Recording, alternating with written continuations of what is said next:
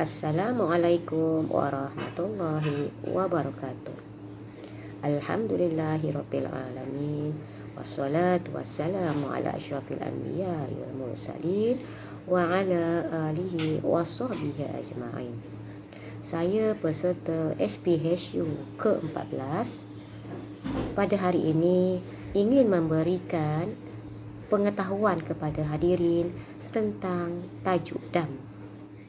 Dam bukanlah denda. Dam ialah ketetapan Allah Subhanahu Wa Taala. Dengan menunaikannya, kita akan melengkapkan dan menyempurnakan ibadah, malah beroleh pahala. Dam dikenakan kepada jemaah yang meninggalkan perkara-perkara wajib haji ataupun umrah. Selain itu, dam juga dikenakan kepada jemaah yang melakukan perkara-perkara yang dilakukan. Pengertian dam. Dam dari segi bahasa bermaksud darah.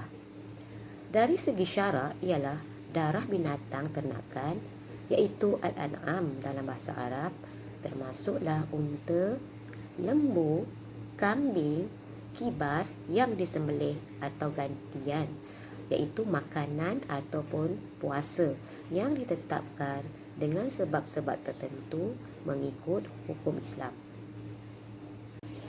Pensyariatan dam terdapat dalam surah Al-Baqarah ayat 196.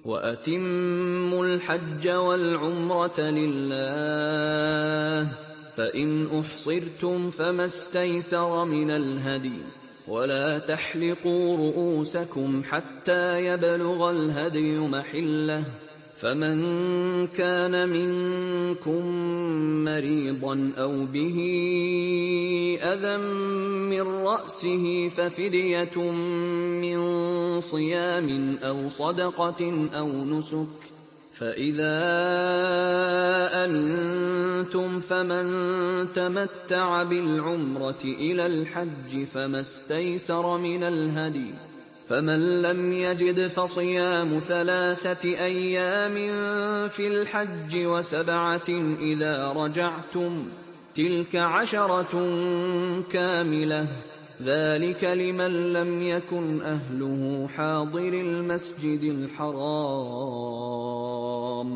واتقوا الله واعلموا أن الله شديد العقاب. Maksud bagi surah Al-Baqarah ayat 196 tadi iaitu, dan sempurnakanlah ibadah haji dan umrah kerana Allah. Jika kamu terkepung iaitu terhalang oleh musuh atau kerana sakit, maka sembelihlah korban yang mudah didapat dan jangan kamu bercukur kepalamu sebelum korban sampai di tempat penyembelihannya. Jika ada di antaramu yang sakit atau ada gangguan di kepalanya, lalu ia bercukur, maka wajiblah atasnya berfidyah, iaitu berpuasa atau bersedekah atau berkorban. Apabila kamu telah merasa aman, maka bagi siapa yang ingin mengerjakan umrah sebelum haji di dalam bulan haji, wajiblah ia menyembelih korban yang mudah didapat. Tetapi jika ia tidak menemukan iaitu binatang korban atau tidak mampu, maka wajib berpuasa 3 hari dalam masa haji dan 7 hari lagi apabila kamu telah kembali ke tempat kamu. Itulah 10 hari yang sempurna. Demikian itu kewajipan membayar fidyah bagi orang-orang yang keluarganya tidak berada di sekitar Masjidil Haram, orang-orang yang bukan penduduk kota Mekah.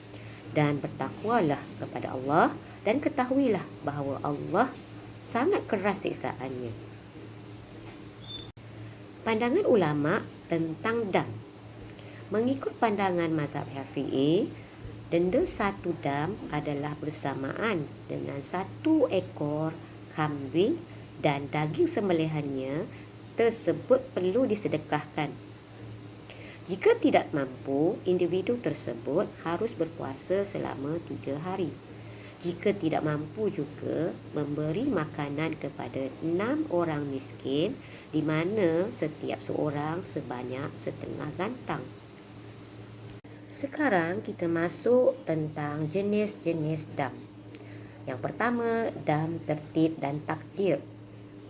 Ia adalah dam yang dibayar mengikut susunan dan kadar yang ditentukan berdasarkan kemampuan dan ketetapan syarak. Dam ini tidak boleh dipilih atau diganti. Kesalahan dam ini ialah: 1. Tidak berihram di miqat. 2. Mengerjakan haji secara qiran atau tamatuk. 3. Luput waktu di Arafah. 4. Tidak bermalam di Mina. 5. Tidak melontar jamrah. 6. Melanggar nazar dalam mengerjakan ibadah haji.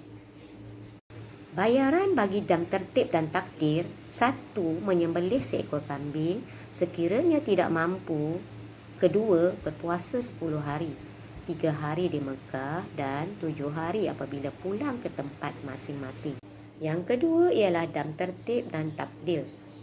Ia adalah dam yang boleh ditaksirkan, iaitu harganya, dan boleh ditukar kepada benda lain mengikut kemampuan masing-masing. Kesalahan bagi dam ini ialah melakukan persetubuhan sebelum tahallul pertama. Dengan itu terhalang daripada memasuki Mekah setelah berniat ihram.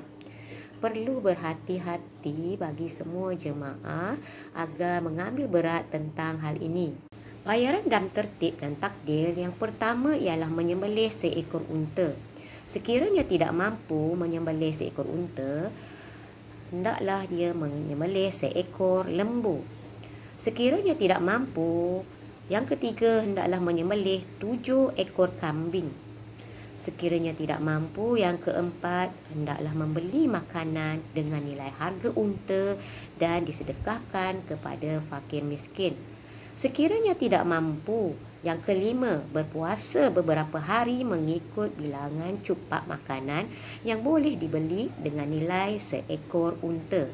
Dam yang ketiga ialah dam takhir dan takdir. Ia adalah dam yang boleh ditunaikan mengikut pilihan masing-masing.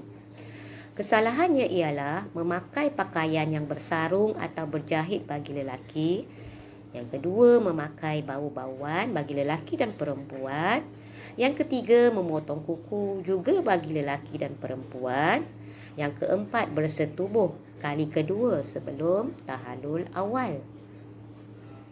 Bayaran bagi dam takhir dan takdir: nombor 1, menyembelih seekor kambing dan disedekahkan kepada fakir miskin. Atau yang kedua, bersedekah 2 cupak makanan kepada 6 orang fakir miskin, ataupun berpuasa selama 3 hari. Jenis dam terakhir ialah dam takhir dan takdil. Ia adalah dam mengikut kadar pembayarannya bergantung kepada pilihan sendiri dan tidak ditetapkan. Kadar dam adalah berdasarkan harga yang sebanding. Kesalahan bagi dam ini ialah: 1. Berburu binatang darat. Yang kedua, menebang, memotong atau mencabut pohon di tanah haram. Bayaran dam yang terakhir iaitu: 1. Menyembelih binatang ternakan yang sebanding dengan binatang buruan itu. Atau 2. Membeli makanan dengan nilai harga binatang buruan itu. Atau yang ketiga, berpuasa mengikut bilangan cupak makanan yang dibeli dengan harga binatang buruan itu. Hikmah bagi pensyariatan dam ini ialah: yang pertama, Allah menguji ketabahan dan kesabaran jemaah haji dan umrah dalam menunaikan kewajipan kepadanya. Yang kedua, untuk mendidik jemaah supaya berhati-hati semasa melaksanakan ibadah haji dan umrah. Sekian, wabillahi taufiq wal hidayah. Assalamualaikum warahmatullahi wabarakatuh. Syukran jazilan. Semoga kita dirahmati Allah Subhanahu wa taala.